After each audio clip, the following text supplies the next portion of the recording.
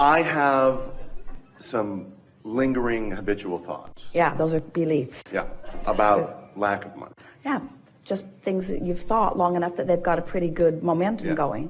And when you think them, you feel them, don't you? I do, and it doesn't feel good. Yeah, so don't do that.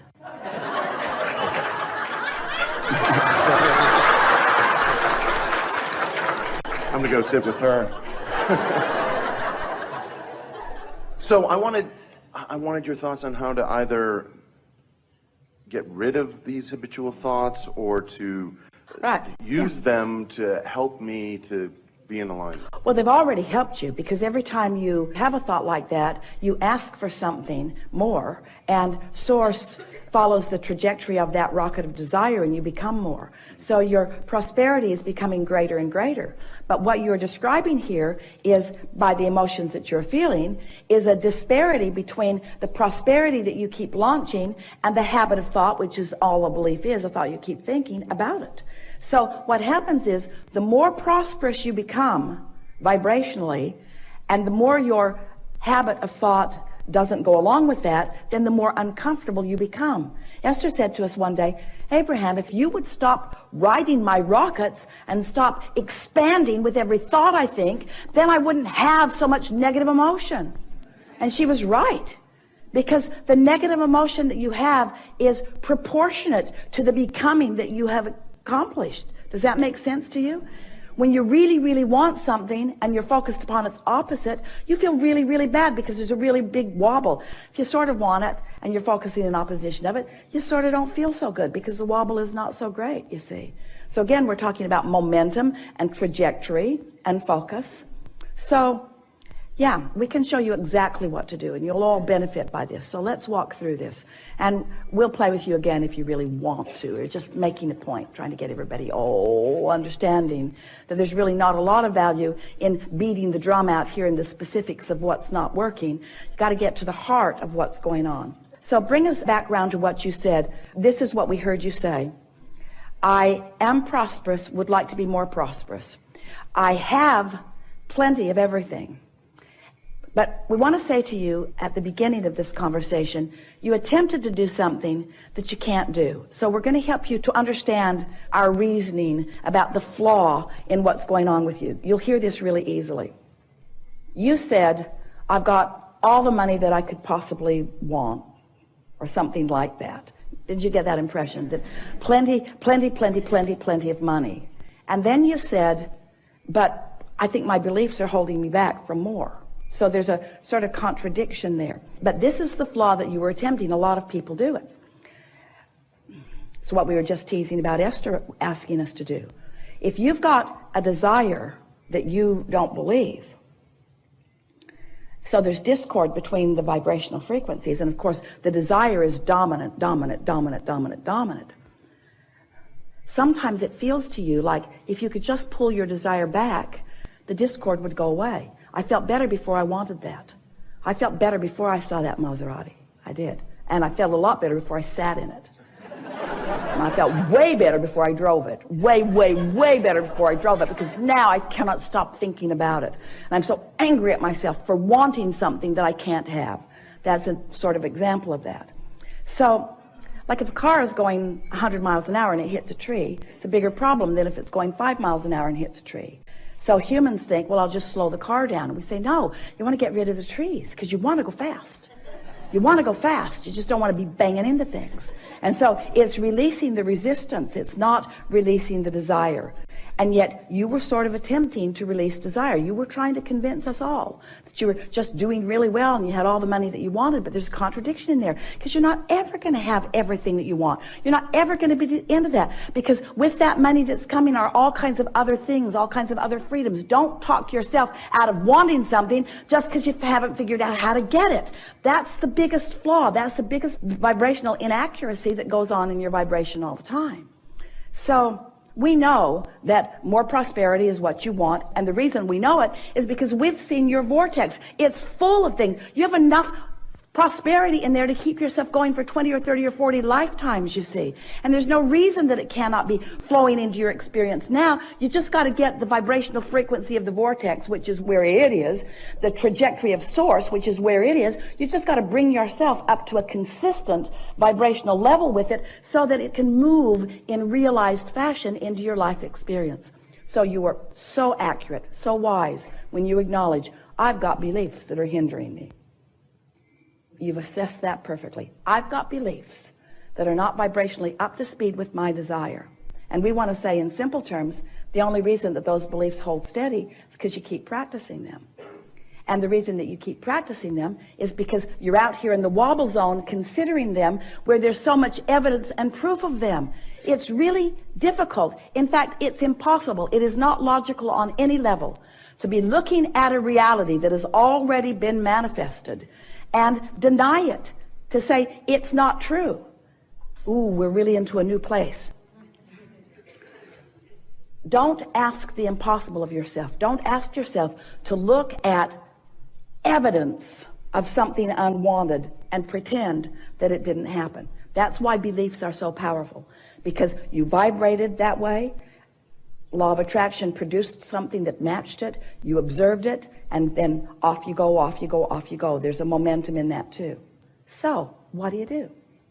Well, you got to get out of the specifics. If you've been listening to us for a while, you've heard us say that the more you think about something, the more the momentum is about it. So to slow the momentum, you've got to be more general in your thought. More general.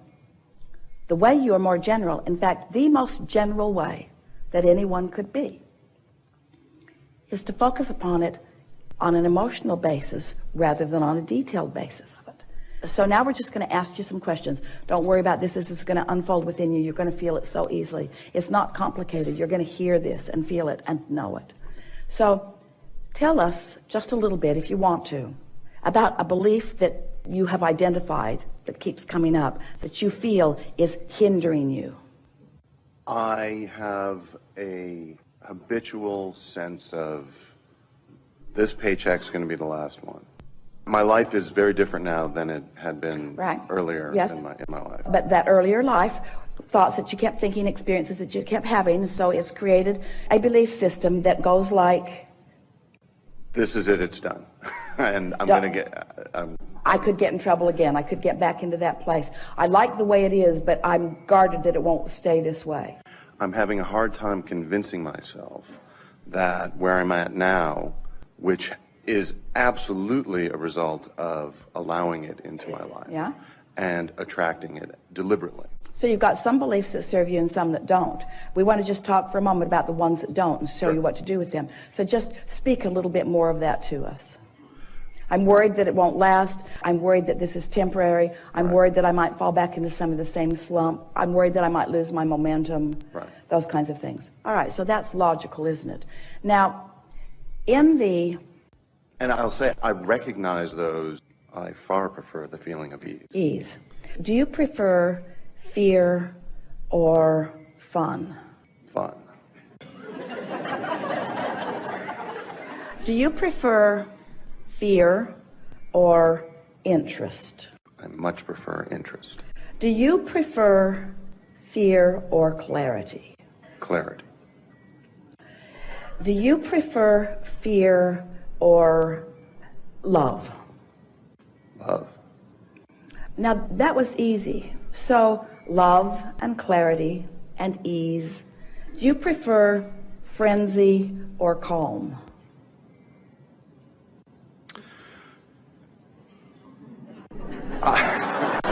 That is a more challenging question. Do you prefer imbalance or balance? Balance. Do you prefer angst or ease? Ease. Do you prefer resistance or allowing? These are easy questions, we know. Almost so easy that it feels silly. But as he's answering these questions, he's focusing on who he really is. Do you prefer boredom or interest? Interest. Do you prefer sluggishness or vitality? Vitality. Do you prefer vitality or lethargy? Vitality. Do you prefer interest or boredom? Interest. Do you prefer happiness or sadness? Happiness. So, when dollars are flowing, do they feel like bondage or freedom? Freedom. They feel like boredom or interest? Interest. Do they feel like lethargy or passion? Passion.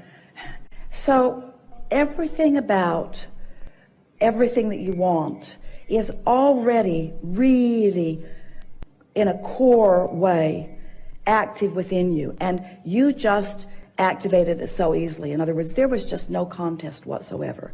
It's so obvious where your natural vibration is. You just aligned with your absolute trajectory of who you are. In other words, just with that little exercise, there's no contradiction in your vibration right now. It was just clarity. You just lined up so easily with all of that. You found unconditional alignment just with a little bit of focus.